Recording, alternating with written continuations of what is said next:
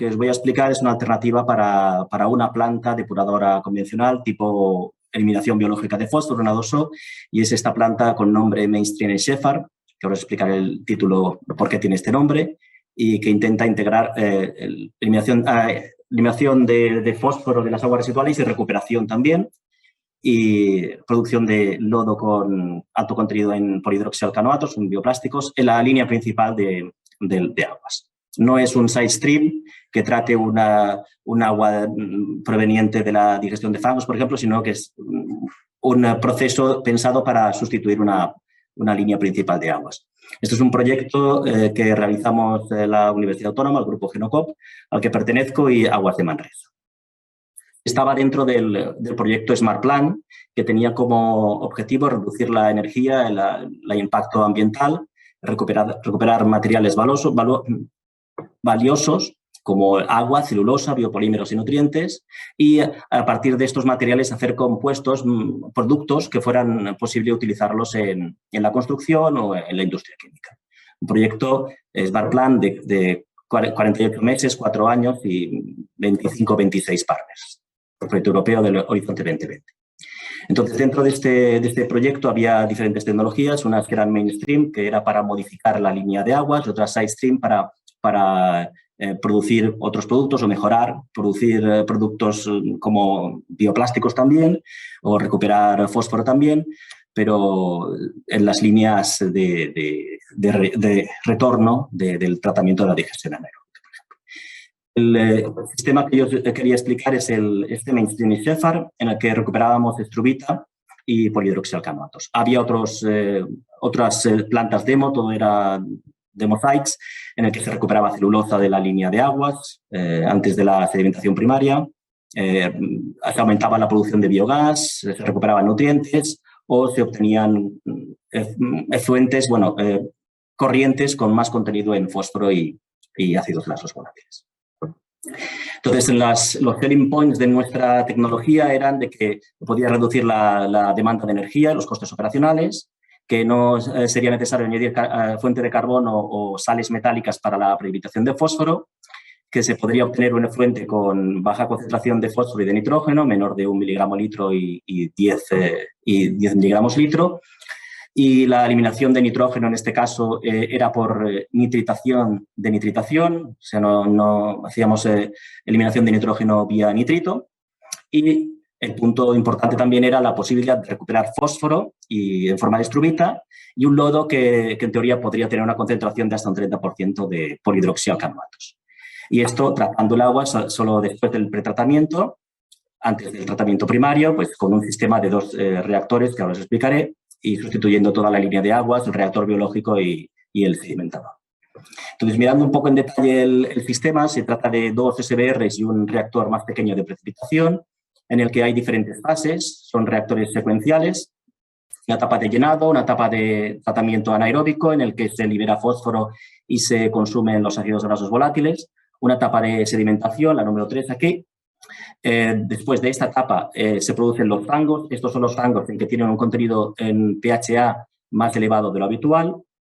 El agua que se separa en esta primera sedimentación se redirige a un tanque buffer en el que posteriormente se alimenta el tanque de precipitación de estrubita. Al final de la fase anaeróbica es cuando los microorganismos PAO, que son los que se encargan de la eliminación biológica de fósforo, liberan bastante fósforo y se multiplica la concentración de fósforo respecto al agua de entrada. Y con esto, pues bueno, con este agua, añadiendo magnesio, puede producir estrubita, igual que se hace normalmente en el side stream de las aguas de rechazo de la digestión anaeróbica. Entonces, este agua, que todavía no ha pasado por ninguna fase aeróbica, porque solo ha pasado por la fase anaeróbica, se redirige al otro reactor, SLR, en el que hay una etapa de llenado, etapa de oxidación del amonio hacia nitrido, en el que se para cuando se está midiendo la concentración de amonio y cuando llega por debajo del valor prefijado, se para la aireación y esto, después de un periodo de operación, se consiguen eliminar los microorganismos que oxidan el nitrito y solo quedan los que oxidan el amonio a nitrito y, por tanto, podemos hacer nitrificación parcial, con lo que ahorramos parte del oxígeno necesario para oxidar el amonio.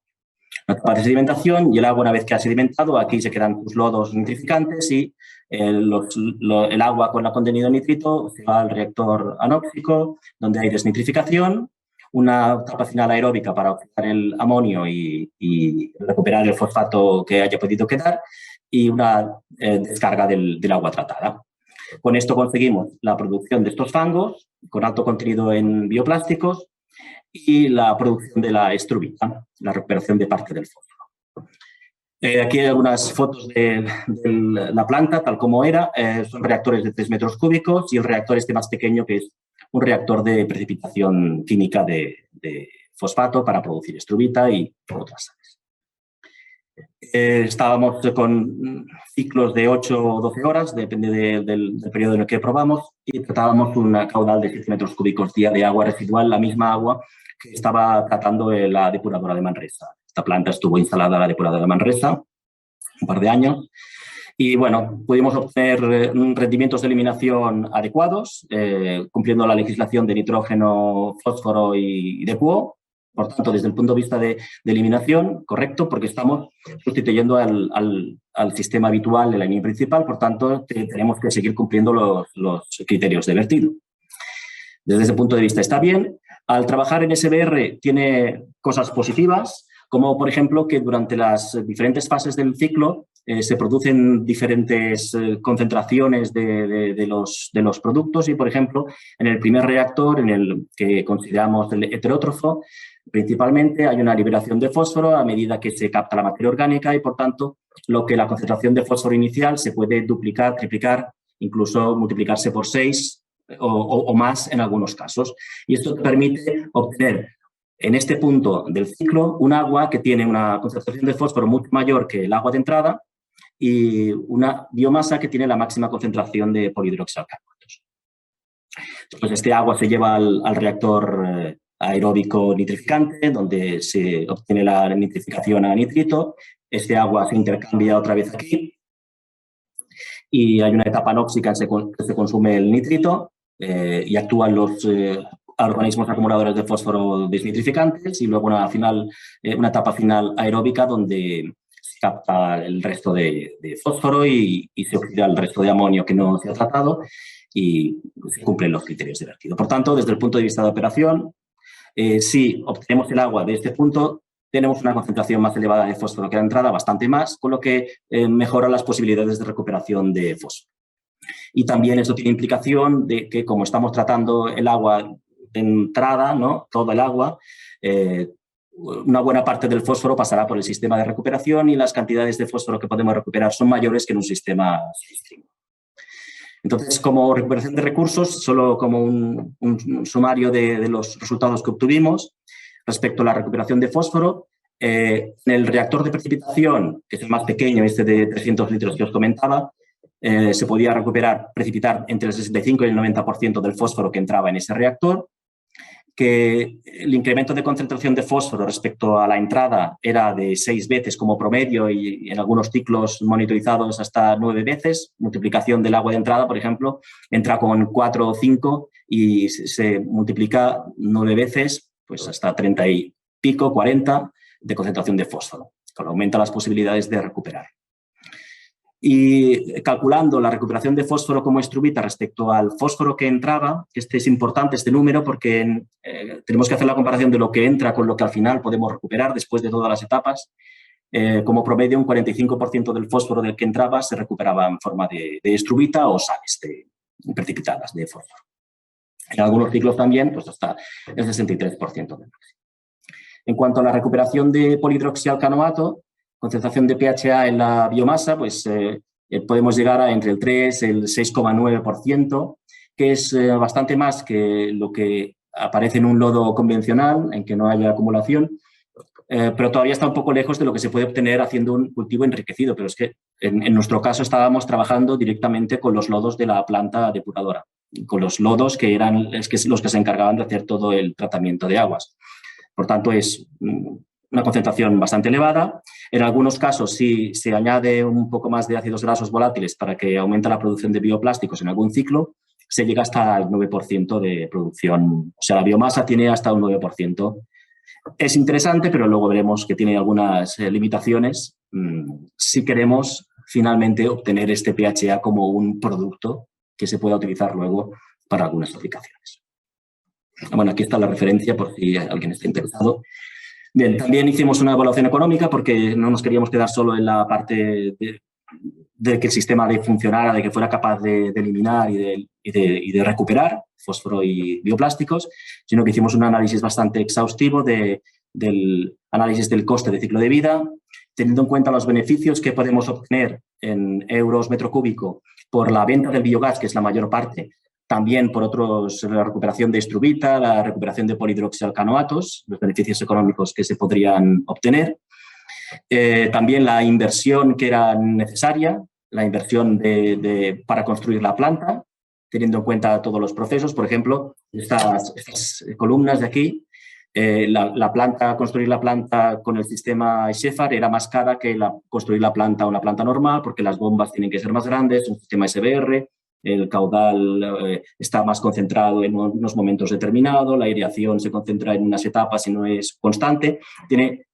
algunas desventajas. Tenemos la mayor concentración de fósforo y de PHA, pero a cambio tenemos estas desventajas que hace que necesitemos equipos de bombeo y de aireación mayores que en una planta convencional. Pero, por otro lado, si miramos los costes de operación, el OPEX, que está puesto en estas columnas de aquí para 3 alternativas, los costes de operación disminuyen. Entonces, haciendo una estimación del valor actual neto de todo este sistema, comparando una planta 2O convencional con nuestra alternativa SHEFAR sin sedimentación primaria y nuestra alternativa SHEFAR, pero también poniendo una sedimentación primaria, podemos tener esta comparativa, que es considerar una vida útil de 25 años con una tasa de descuento del 4% del interés, y obtenemos estos NPVs, el valor actual neto en euros metro cúbico para cada una de las alternativas. Todas son negativas porque cuesta dinero depurar el agua y los beneficios que obtienes de la venta de la electricidad que puedas producir no compensan, ¿no?, los costes de operación, pero bueno, podemos ver de que están en el mismo orden, de que la operación de una A2O es un poco más cara que la operación de nuestra planta, y que si ponemos un sedimentador primario, pues el coste es un poco mayor, pues, por el coste de construcción principalmente. Muy bien, pues tenemos esta evaluación económica, pero la realidad es que cuando se hace un cambio como este, no te tienes que quedar solo con uno de los criterios. Realmente tienes que hacer una evaluación multicriteria, y aquí es un poco, bueno, depende de los pesos que pongas en una o en otra, de los criterios que consideras, puede ser que salga una alternativa como mejor o otra como mejor. En nuestro caso, comparamos todos estos criterios, que eran EQI, que es la calidad del efluente, el CAPEX, que son los costes de construir la planta, OPEX, los costes de operación, los beneficios que se podían obtener de la venta del biogás y de la venta de los posibles productos, el valor actual neto, la tarifa de agua que necesitaríamos para poder pagar el funcionamiento de la planta, el SRL, que es el TRL, el Technical Readiness Level de cada una de las partes de la planta es 1, pues hay un promedio, considerando si es una tecnología muy probada o no tan probada. Otro criterio fue el área que debería ocupar la planta para poder encabir todos los reactores. También tenemos que tener en cuenta las posibles emisiones de gases de efecto invernadero y también el emission factor, el factor de emisión del N2O. Todo esto son criterios que podemos tener en cuenta y que depende de los pesos que pongamos, nos dará que una opción es mejor que la otra. Bueno, y en estas alternativas, haciendo una evaluación multicriterio utilizando un método que se conoce como TOPSIS, salía que la configuración estándar era la primera, considerando todos los criterios, la segunda era, en nuestro caso, la SHEFAR, y la tercera sería la SHEFAR utilizando un sedimentador primario. Entonces, como un poco de resumen de todo lo que hemos aprendido de este proyecto, es que, en primer lugar, para obtener bioproductos se necesita un agua residual con DQ elevada para tener una buena actividad, en este caso BPR, y una biomasa con alto contenido PHA. Que si la concentración de DQ no es suficiente, se podría obtener con la fermentación de lodos, especialmente los primarios son los que producirían más, pero que esto implica también una menor producción de biogás. Estamos mejorando una parte de la planta, pero a cambio estamos produciendo menos biogás porque la DQ se consumirá más en la eliminación biológica de fósforo. Sobre la recuperación de fósforo como instrumenta, que bien que tenemos esta concentración de fósforo en el sobrenadante anaeróbico, que es entre 6 y 9 veces superior a la de la fuente, que esto está bien para poder recuperar el fósforo, facilita la recuperación, aunque tengamos que añadir también magnesio para hacer estrubita, que se puede recuperar entre el 45 y 63%, que estos números son mayores que los que se obtienen habitualmente tratando los efluentes de la digestión anaeróbica. Hemos visto algún caso de Ramón que presentaba que habían obtenido mayor porcentaje, pero valores típicos están alrededor del 12%. En la producción de PHA, que tenemos esta concentración de máximo de 9%, con las simulaciones que habíamos previsto eran hasta el 30%. Se puede optimizar algo trabajando con un tipo de resistencia celular más bajo, pero hay que hacerlo y en planta real es bastante más complicado. Un número que me gusta, este balance, que es de la DQO que entra en la planta, cuánta al final acaba en tu producto, en tu bioproducto. Y en nuestro caso era un 5% de la DQO que entra, acaba como en forma de PHA. Si hay reactores sidestream que tratan aguas y utilizan más materia orgánica tal para producir biomasa con más concentración de PHA, pero en este caso la DQO recuperada, si miramos lo que entra en la planta y lo que finalmente se recupera, es muy inferior al 5%, menor del 1% con seguridad. Y otra cosa importante es que producir bioplásticos está muy bien, producimos lodo que tienen un porcentaje de bioplásticos, pero el grupo que realizaba la purificación de este PHA, haciendo sus análisis técnicos y económicos, indicaba que si la biomasa no tiene un PHA más del 30%, el sistema no es rentable. O sea, el coste es mucho mayor que el beneficio que puedas obtener. Y esto es una cosa importante que tenemos que tener en cuenta si queremos hacer alguna producción de algún bioproducto, que realmente el coste de la purificación puede ser importante. Una cosa positiva es que este fango que tiene más PHA, si lo llevas a digestión anaeróbica, produces por gramo más biogás que un fango no convencional. Y sobre la parte de la economía de la planta, el CAPEX del Scheffer era mayor, cuesta más construir la planta, el OPEX es menor, cuesta menos operar la planta, teniendo en cuenta todo el funcionamiento de la planta, todas las bombas y todo, pues el OPEX es un poco inferior.